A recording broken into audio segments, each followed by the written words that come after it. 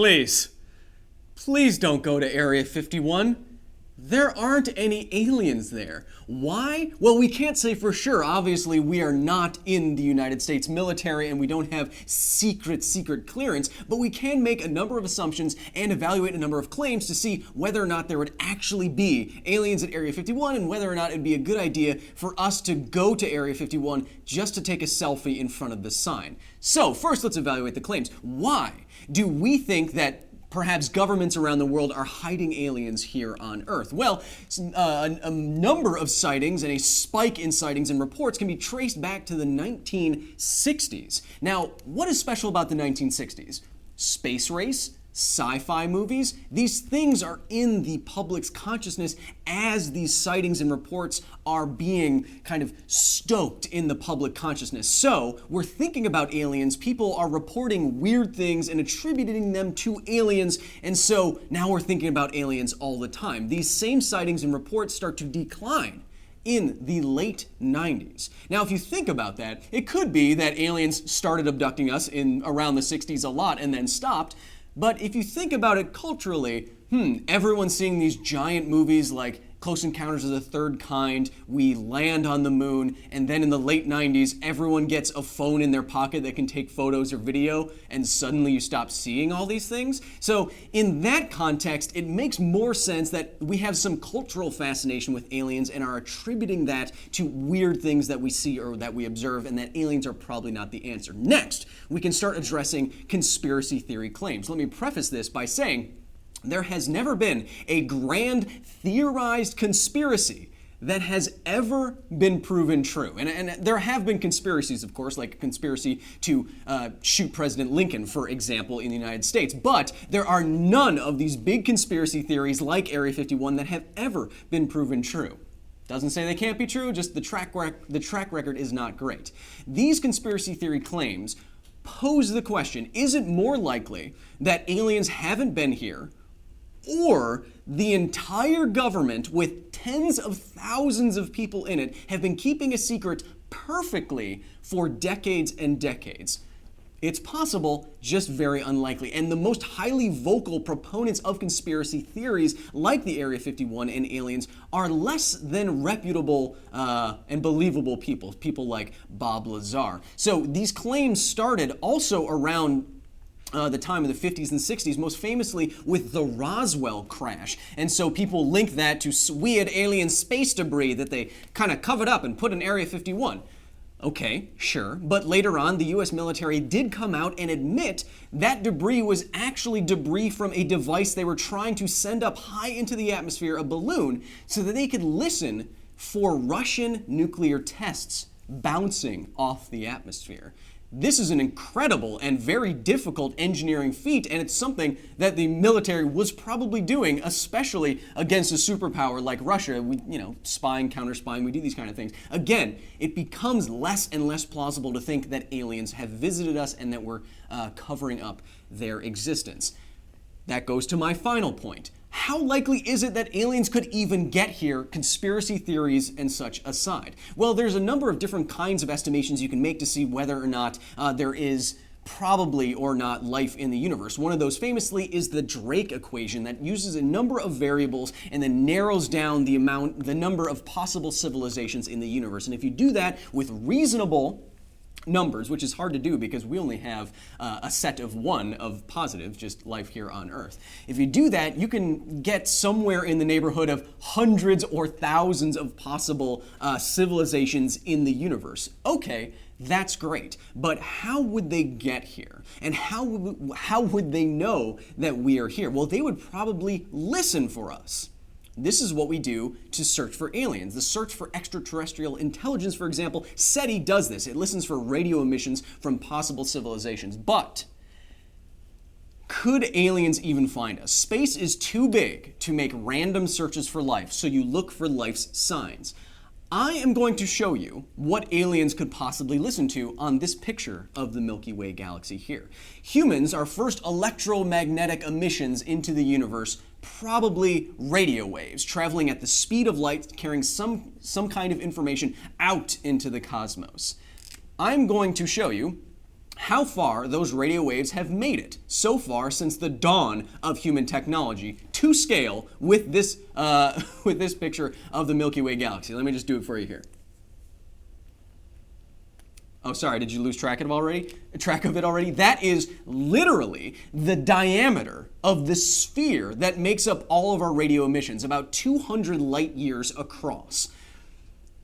If you were an alien, even if you were in our own galaxy, you would have an incredibly hard time finding us, because if you were outside of this tiny, tiny dot, the information that humans exist hasn't even gotten to you yet. Now extend this out into the entire universe, one galaxy among hundreds of billions of galaxies. The chances that aliens will find us randomly because they have not even seen us yet and couldn't have outside of the sphere of influence is incredibly tiny.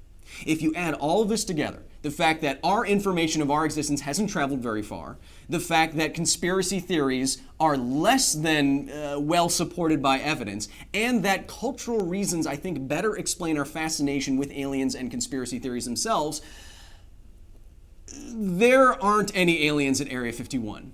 Of course, there's a non-zero chance that there could be, but the burden of proof is on the people who claim that there are. The evidence is scant. It is almost zero. So please, do not go to Area 51. You would not you'd be near Vegas and you'd be making a very bad bet going there.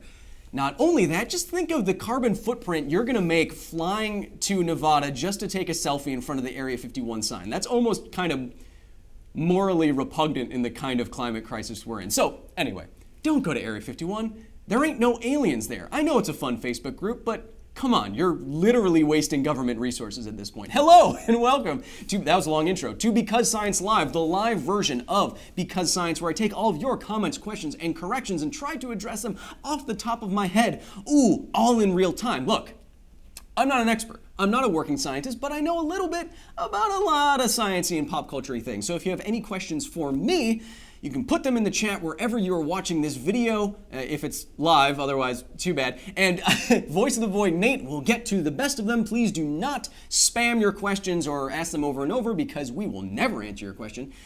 And we will get to them. We'll get to as many as possible. And speaking of space and questions, I have returning champion Dr. Moo here to answer more of your space questions.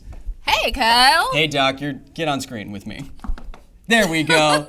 Dr. Moo's back, everyone. So if you have any spacey related questions in particular, hit us up in the chat and Dr. Moo can lend her wide expertise to them. Awesome. Yes. Excited. Let's do it. All right, first from Arlie Broden. Could we use the moon to launch things more easily into space because of the weaker gravity? Do you know where he's... Or, if not more easily, could we send things more far? More far. Yes. The grammatical term. Yep. Where is he? I don't Anyway. know. Okay. I can get that question. Okay, so yeah. moon base as a possibility is a kind of a leapfrog Yeah. situation. What do you think? So if you were to take things equally, right, if you want to launch something from the moon versus launching it from Earth, you're completely right. The moon has 1/6 of Earth's gravity, so it's much, much easier to propel yourself into space and launch your way to the moon or beyond, or to Mars and beyond. Also, there's no atmosphere, so you don't have that drag. All the molecules in our atmosphere are just really a drag. So it really helps that there's no atmosphere around the moon. So yeah, there are a lot of advantages to launching from the moon, all things being equal. Now, you still have to get something there. So it's still really difficult to say it's going to be easier to launch from the moon because you still got to get the products there. If you build up the moon as a base, if you mine resources, that really makes it more advantageous to use the moon as that stopping point. And there's actually, there've been a lot of talks within NASA to actually do that. So good idea. You're doing what NASA wants to do. So. Moon base. So yeah, in technical terms, what Moo is saying also is that just I put DV here, just Delta V. In case you don't know the symbols, but delta V, the change in velocity you need to take things out of Earth's gravity well versus out of Earth and Moon's gravity well if you're already on the moon.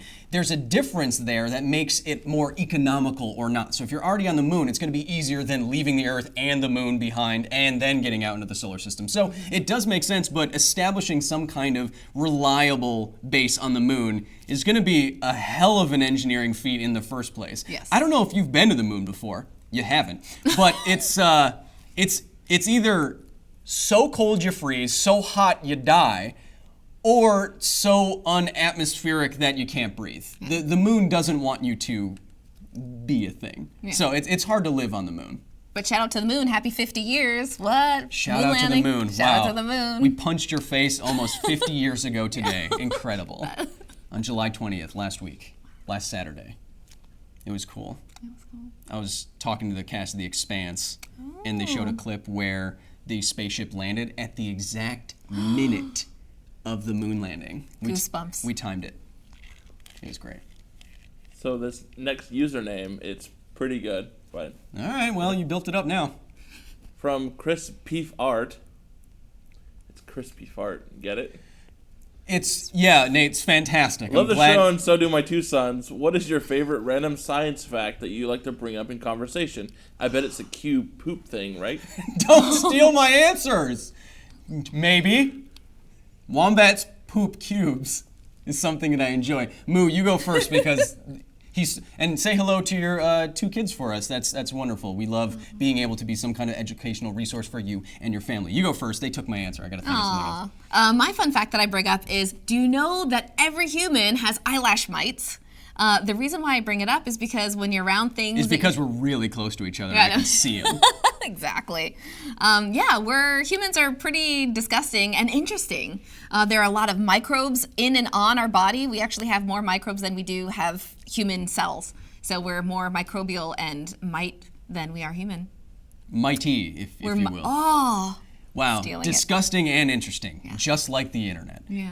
I would say a science fact, maybe it's not my favorite science fact, but I just learned that playing dead is called Thanatosis, and it sounds like Thanos to me. Yeah. That's fun. From M.A.R. Wu Uwari, do you know if black holes move?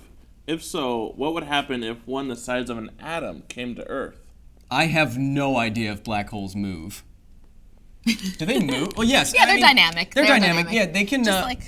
They can orbit each other. Mm-hmm. So in a binary, in a binary black hole system, black hole. Oh, nope! Don't sing the song. Don't sing the song. It'll cost us thousands of dollars. No, there's binary black hole systems, so they would orbit each other, meaning that they do in fact move. This is what we detected when LIGO detected gravitational waves here on Earth. It was two black holes merging together after orbiting each other for a long time. As to what would happen if an atom-sized black hole came to Earth, or whatever you said, I don't know the exact numbers, but because of what's called Hawking radiation, which is the way that black holes evaporate and die, they lose mass over time because virtual particles popping into and out of existence on the edge of the event horizon, or the event horizon itself, a black hole can lose mass over time. A supermassive black hole might have a lifetime, though, because of Hawking radiation, of trillions of years. But the smaller the black hole is, the more quickly it will evaporate, and that gets exponential, I believe. So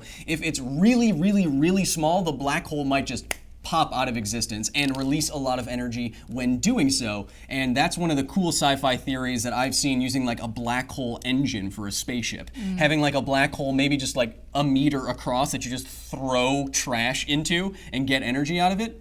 Yeah. That'd be much more feasible than throwing trash into the sun. Way better. And you get more energy out of it. Yeah. But it sounds like an underlying question is a black hole gonna hunt us down? It's not a shark. This is my black hole shark. It's not going to travel toward us and eat us and devour us. It is kind of the apex predator of the universe, I guess. Yeah, Nothing escapes it. Yeah. Nothing. Just like Dog the Bounty Hunter. I don't know why. I don't know why I thought of that. From Christopher Burke.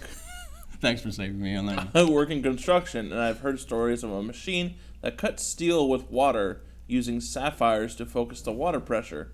Can you elaborate on this engineering feat? Sapphires? To...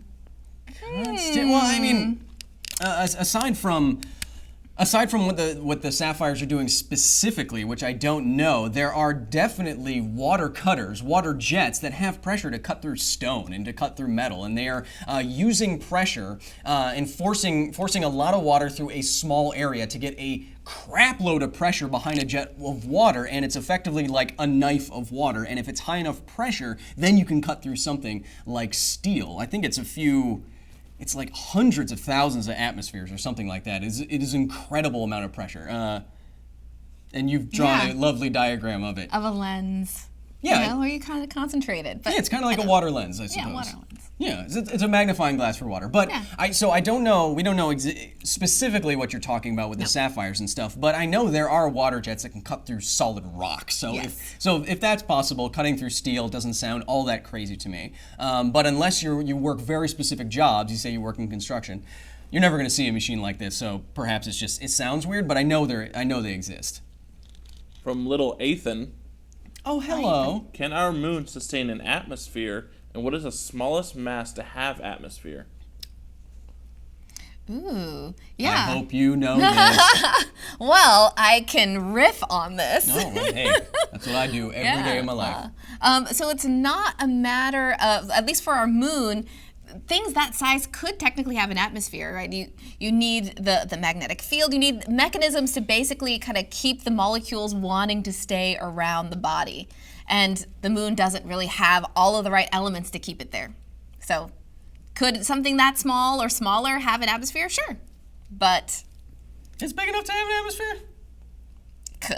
I mean, if it had a little molten, tiny little core and a little magnetic field and everything wanted to stay inside. I suppose the moon is dead. It's super dead. I mean, that's the bigger problem here is that there's nothing. So when you're in, I think it's called the heliopause, something like that. When you're stop shooting water in your mouth. When you're what are you looking at? I have no idea what you're talking about. When you're in the heliopause, when you're under the influence of the sun, there's solar wind and radiation blowing every which way. And if you do not have something like a dynamo at the core, just like spinning metal at the core of your planetoid or whatever, your moon, you're not going to have that magnetic field created. Without the magnetic field, you're not going to be able to divert this solar wind, this constant solar pressure away from you, and it's going to literally blast the atmosphere away. I believe this is what happened on Mars, where its magnetosphere was not. It's happening. It's still happening. Its magnetosphere was not enough to hold onto its atmosphere in the face of this blazing solar wind, which I think screams out of that thing at like 1,000,000 miles per hour, literally. So you want your whatever body you're on to be alive. Otherwise, it's going to lose the atmosphere because the sun's going to push it away. Kind of. Sure. From Peter Roa. Just push it. Is Superman instant lobotomy possible? What? Did Superman lobotomize a guy? In the animated series, yeah. Well, That's a good question. That's a me question, sure. Well, a lobotomy, unless I'm missing something, is removing half of someone's brain. And it is removing half of someone's brain because they have either some severe neurological disorder or perhaps, I think this is kind of a brute force method that we don't use anymore. I might be fuzzy on that. But we used to lobotomize patients that we thought maybe were psychopaths or what have you, or have terrible seizures. So we remove half of their brain so that the seizures can't propagate across the brain, or you cut their corpus callosum, or you move the brain because they're a dangerous criminal and you kind of want to sedate them. I might have all those wrong, but I'm pretty close. Can Superman do that to someone? Well, he has heat vision, which is effectively like a laser. I mean, he can project any kind of electromagnetic radiation basically out of his eyes, so he can make a laser out of his eyes. And that's what heat vision usually is in the comics and everywhere else. So if he can cut into flesh, he could perform brain surgery with his eyes, but in terms of an instant lobotomy, you would have to... Through the nose? Like the Egyptians did. No, I'm thinking of a more sinister way, where like we use targeted radiation therapy for cancer, where you can tune the wavelengths that you're using to go into the body a certain distance before depositing most of its energy. That's what we do. Radiation therapy is inherently dangerous because you're irradiating a portion of your body, but we can target it pretty well such that it irradiates mostly just the tumor. I mean, it can get surrounding tissue, and that's dangerous. That's why, there's risks associated with these medical treatments, but you can target the tumor. Now, I say that because if Superman can shoot any kind of radiation out of his eyes, he could tune that radiation such that it passes into your skull and just starts lesioning your brain. Yeah, and gamma. just starts, and then damages your brain without going through your skull physically. And then you could damage one side of someone's brain enough with that kind of targeted radiation blast from someone's eyes that I guess you could effectively lobotomize them. Sure. Awesome Why answer. not? Why not? I mean, we do the same thing with sound waves when you're trying to blast apart, say, a kidney stone. You use sound waves, you target them, you break up the stone without surgically going in and crushing it with your doctor hands. Superman can do it. Superman can do anything. That's why he's such a fun character. From Mason Martin, what would happen if Gru from Despicable Me shrunk and stole the moon? What would happen to Earth and stuff like that? Wow. That's a you question. Yeah, that's a fun question. I mean, so many What things if I could go wrong. stole the moon? What would happen next? Well, imagine, let's establish that maybe he stole it by letting it disappear or shrinking the moon itself, because there are so many ways you can steal it and it'll influence the dynamics of what happens, right? So imagine that the moon disappears. A lot of things would happen. The tides would change. Just the orbital dynamics in general. We're not going to have our counter buddy. Imagine playing merry-go-round. I don't know. Think of how dark the night would be. Yeah, you don't have that glowy orb reflecting light from the sun that's far, far away onto the night sky. The night would get even darker. This is true. The tides more erratic. Or just fine. No tides, I guess. Yeah, no tides. Yeah. But just, it's sad.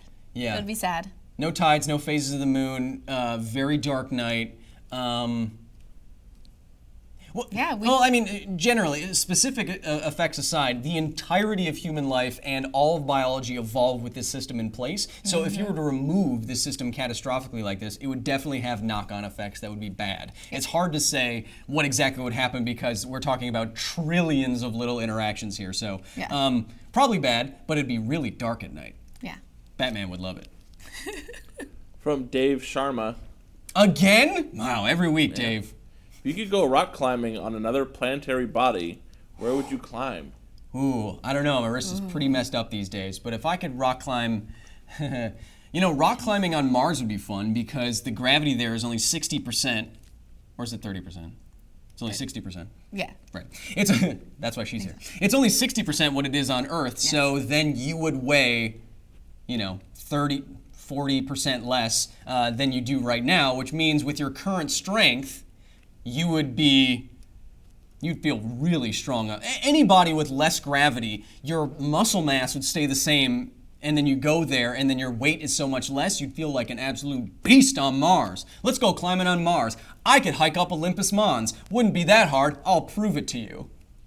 Never heard from again.